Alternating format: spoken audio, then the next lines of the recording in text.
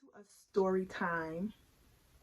Well, I know you have at some point, whether it's been a story time where someone's actually reading a book, whether it's been a story time that you just get together with your family, your friends, your girlfriends, and y'all just spilling the tea on what happened, or whether you're just sharing something that happened to you, your experience of something.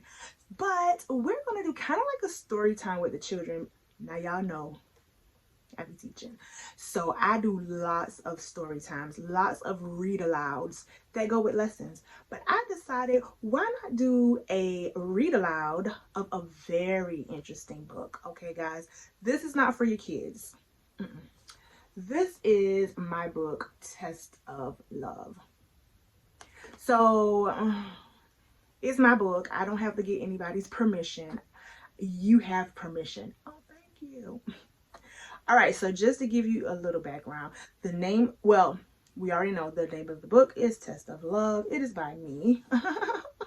Now you can go and get the book. Of course you can. Or you could just tune in and read along with me. Story time. So let me just give you a little synopsis of what this book is about. Audra Bars, that's her name. Okay. Audra Bars has a career that she loves. Two beautiful girls and a loving husband, Wesley. Her life seems to be going well until her husband is suddenly attacked right outside of their home. Oh, I might need the tea. Okay. All right. Wesley and Audra's love is quickly tested as the real reason for the attack is unfolded. Audra never thought in a million years that she would have to deal with unfaithfulness. All she wants is for someone to tell her what she should do. But everyone is telling her that it must be her decision, including the dark and handsome Randall Billings, who has had it for Audra since the first day he laid eyes on her. Ooh, y'all, go ahead and subscribe now, because you won't want to know what's going on in this book. Audra is unsure of what she should do. Her close walk with God, yes, sir, is the only thing that gets her through this test of love. All right, guys, you heard it. Sounds like a good book, doesn't it? So go ahead and subscribe. Click that notification button so that you know when I'm uploading the reads on this, okay? And as you can hear from this book, this is a Christian fiction book, okay? When she says she has a close walk with God, come on, somebody. But guys, it's gonna be a good book now, because I want to know about that Randall. I want to know about that Randall, y'all. I wrote the book, yes, but I love the characters in this book, okay? So if you want to hear, if you want to read along with me in this book, or listen as I read this book to you, come on.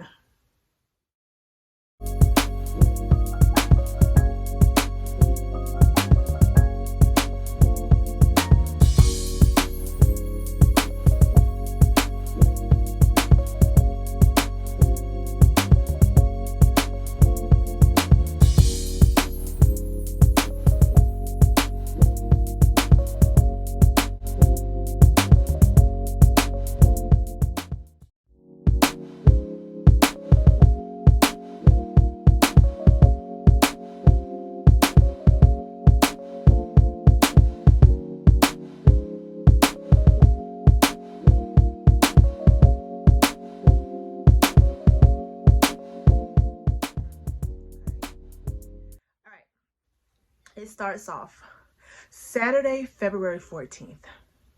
Thunderous applause filled the auditorium as couples of young and old stood to their feet with smiles on their faces.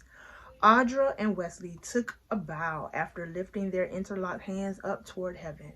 They looked like a couple that had just won a marathon, crossing the finish line as a team.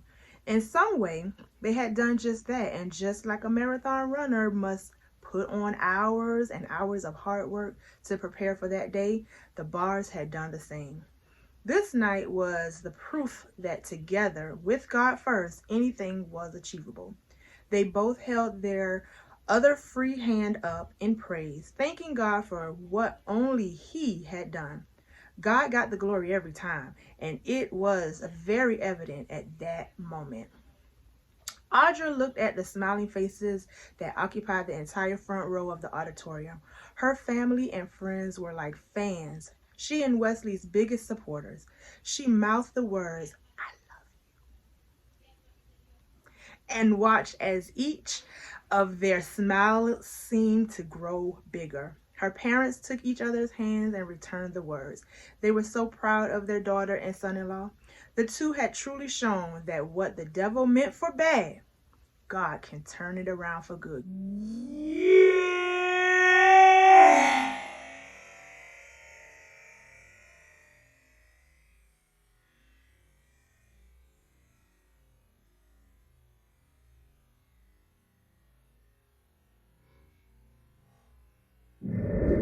Dr. David Smart slowly stepped up to the platform.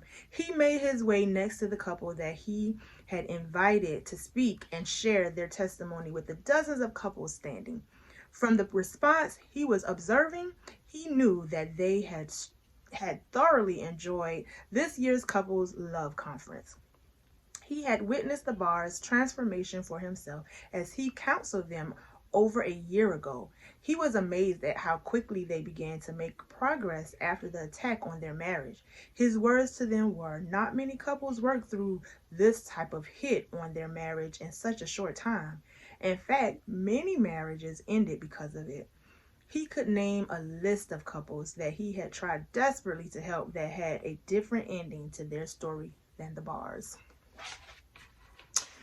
Let's turn the page, shall we? Thank you again, Wesley and Audra, for sharing with us and answering questions from the audience.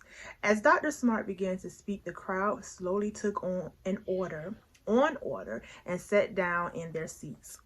"These two are amazing," he said, pointing to Audra and Wesley. "I told them they need to write a book." Dr. Smart's comment was like a match that lit a firecracker throughout the auditorium because the crowd cheered and began to clap again, standing on their feet. Audra held back tears of joy as she and Wesley took steps to exit off the stage. This must have been what celebrities felt like after a well-performed concert, or a preacher after giving an on-time word for the patrons of his church. "Yes!" Joanne yelled over the crowd. She winked at Audra from her seat.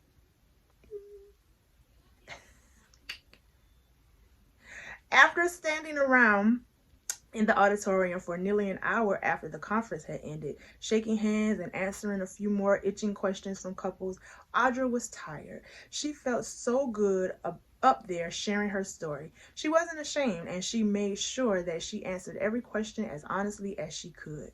She knew that her and Wesley's transparency was what the audience needed if their testimony was going to help someone. Infidelity was an unfortunate but common thing in marriages, and not in a million years did Audra ever think that she would be a victim of it in her marriage. She was just grateful to God that things turned around. As she and Wesley drove back to their home, she took her small journal out of her purse. She wrote the date on top of a clean page. This day was a day she didn't want to forget. "What are you writing?" Wesley asked as he came to a complete stop at the traffic light. "Today's date." He looked over at Audra and then down at her journal. He noticed more dates scribbled on the page before the one she was on. She hadn't written anything other than dates, not like her other journals. He distinctly remembered a journal entry that he had secretly read as she fumbled in the bathroom. The red and white marble print journal just sat on the corner of her nightstand, so he picked it up and read a page. And this is what it said, or this is what was on it. "He keeps asking me what is wrong with my arms. Why do I have them folded over my chest as if he's concerned? Well, the truth is, I don't want you looking at me with hungry eyes and desires. What if I went out looking at Randall with lustful eyes, the way you obviously looked at The door to the bathroom opened, forcing him to close the journal sooner than he wanted to, and he stepped out of the room. Who the heck was Randall? He mumbled through clenched teeth as he walked, not knowing where he was going. Audra's words pulled him from his short-lived memory. You know how there are dates you just can't forget? Well, this is a date I don't want to forget. All right, guys, that was the prologue. Okay, so tune in next time. We'll start with chapter 1. Remember, if you want to read along with me, why don't you go ahead and get your own book? But if not, subscribe and tune in next time as we continue on with chapter 1.